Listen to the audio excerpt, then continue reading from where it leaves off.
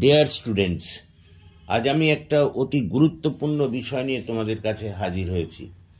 2024 সালের কলকাতা বিশ্ববিদ্যালয়ে পঞ্চম সেমিস্টারে শিক্ষাবিজ্ঞানের এসএকিউ এর সেকেন্ড পার্ট এটা নিয়ে হাজির হয়েছি। প্রথম পার্টটি আমার চ্যানেলের লাইভে দ্রষ্টব্য। চলো আর বেশি দেরি না করে আমরা সরাসরি আলোচনায় ঢুকে পড়ি। যোগাযোগ কয় প্রকার ও কি কি?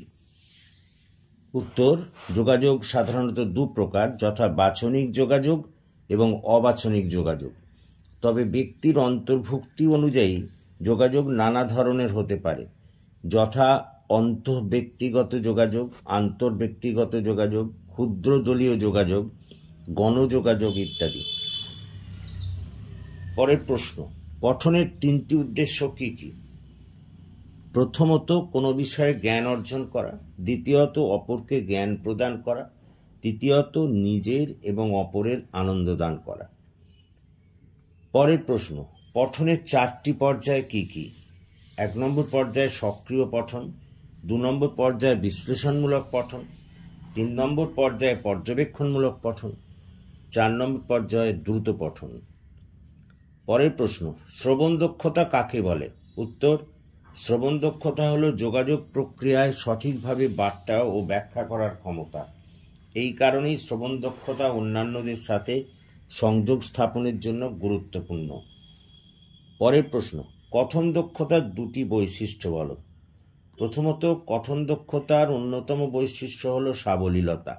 সাবলীলতা হলো শিক্ষার্থীর বোধগম্য উপায়ে কথা বলার ক্ষমতা, যাতে যোগাযোগ বিচ্ছিন্ন না হয়। দ্বিতীয়ত, এর আরেকটি বৈশিষ্ট্য হলো স্পষ্টতা। এর মাধ্যমে স্পষ্ট করে অপরকে কিছু বুঝিয়ে দেওয়া যায়। পরের প্রশ্ন: বাচনিক যোগাযোগের গুরুত্বপূর্ণ উপাদান কি? বাচনিক যোগাযোগের মূল উপাদান হলো ভাষা, যা অপর ব্যক্তির কাছে গ্রহণযোগ্য। অবশ্য মৌখিক যোগাযোগ ছাড়াও লিখিত যোগাযোগের মাধ্যমেও বাচনিক যোগাযোগ সংঘটিত হয়। পরের প্রশ্ন: ভাষাগত যোগাযোগের প্রেরক সংক্রান্ত উপাদানগুলি কি কি? ভাষাগত যোগাযোগের ক্ষেত্রে প্রেরক সংক্রান্ত উপাদানগুলি হল যথাক্রমে সূত্রবদ্ধকরণ, সংকেতবদ্ধকরণ, সঞ্চালন ও বার্তা। পরের প্রশ্ন: সংযোগ সাধন প্রক্রিয়াকে ইন্দ্রিয়ভিত্তিকভাবে কি কি ভাগে ভাগ করা যায়? উত্তর: মুখমণ্ডলের অভিব্যক্তি, চোখের ভাষা এবং শরীরী ভাষার মাধ্যমে প্রকাশ করা যায়। পরের প্রশ্ন: শ্রবণ প্রক্রিয়ায় শ্রোতার দুটি ভূমিকা উল্লেখ করো। প্রথমত, শ্রোতাকে খুবই মনোযোগী হতে হবে। দ্বিতীয়ত, শ্রোতাকে ধৈর্যশীল হতে হবে। পরের প্রশ্ন: তাৎক্ষণিক বক্তৃতার ধারণা ব্যাখ্যা করো।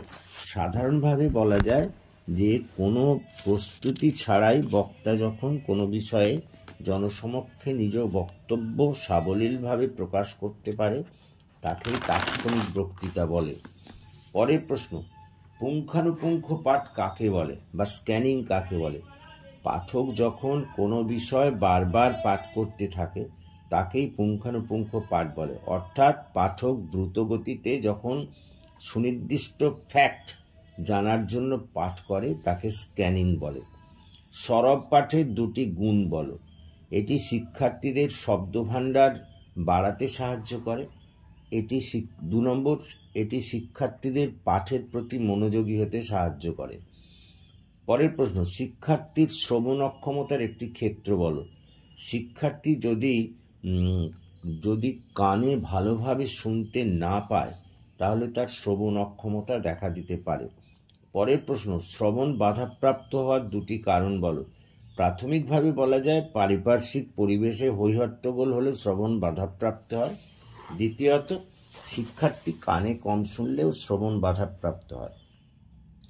পরের প্রশ্ন: কোন দুটি উপায়ের মাধ্যমে উচ্চারণ দক্ষতা বাড়ানো যায়?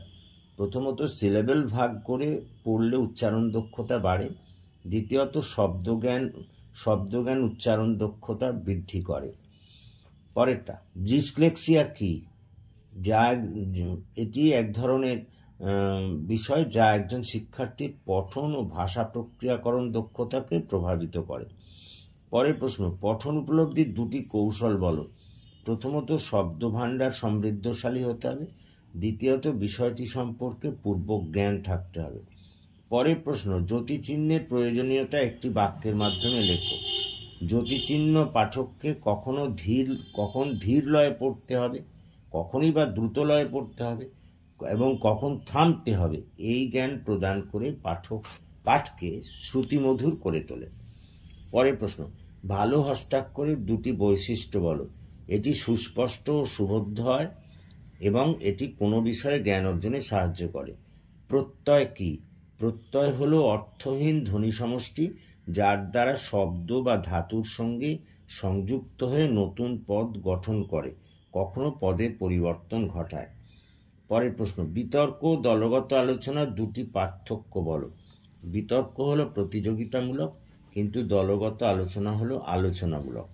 2 নম্বর, বক্তার পক্ষে বা বিপক্ষে অংশ নেয়, কিন্তু দলগত আলোচনায় উভয় পক্ষেই অংশ নেয়। এই হলো আজকের দ্বিতীয় পাঠটি। অর্থাৎ তোমাদের বলে নিই, এর আগে এই বিষয়েই আমি একটা পাঠ আমার লাইভ ক্লাসে আলোচনা করেছি, সেখানেও 25টা প্রশ্ন আছে। তোমরা ইচ্ছে করলে আমার চ্যানেলের এই লাইভ ক্লাস খুলে এটা দেখে নিতে পারো। আর এটা হলো দ্বিতীয় পার্ট বা দ্বিতীয় অংশ। এগুলো করলে কিন্তু এখান থেকে একেবারে শিওর, নিশ্চিত যে তোমরা কমন পাবেই। সুতরাং that's all for this day. যদি তোমাদের এই বিষয়গুলি ভালো লাগে, প্লিজ আমার চ্যানেলটিকে সাবস্ক্রাইব করো, আমার সঙ্গে থাকো, যাতে আমি আরও তোমাদের এগিয়ে নিয়ে যেতে পারি। Thank you for watching and listening. Please comment, share and subscribe my channel.